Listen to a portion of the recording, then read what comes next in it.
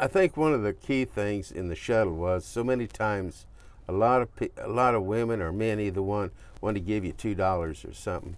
And I think the main thing that I turn around and say, you know, if you give me that $2, you take away my gift. And they look at you and they said, I understand.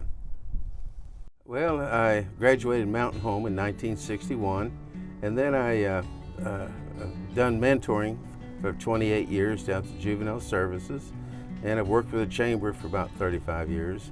And then I've done a lot of the different things that, mostly with boys and kids, and worked at the Christian Clinic for the last 18 years. And I really enjoy volunteering and giving of myself if I can. You know, it's not something that's for everybody, but it works for me. Well, at college, I ended up joining the Naval Reserve because that helped me make a little bit of money.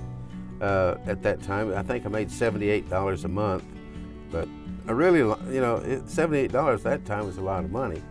And I went into the Navy, spent 4 years in there, went to Vietnam, got out.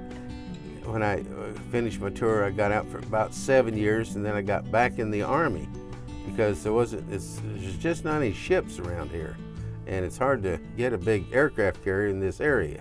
So I ended up signing back up for the National Guard in the Army, and I ended up with 25 years in the Army. And I really enjoyed that. Ended up in Desert Storm, sleeping in a tent for 6 months, and sand everywhere. But, you know, it's just another part of my life that, you know, I enjoyed. I really did. The reason I started volunteering here was my wife, Geneva. She works up at the surgery, and I decided to maybe I might do this a little bit because I backed off of a couple other little things that I was volunteering for. And it seemed like I could really make a difference here if I had the opportunity.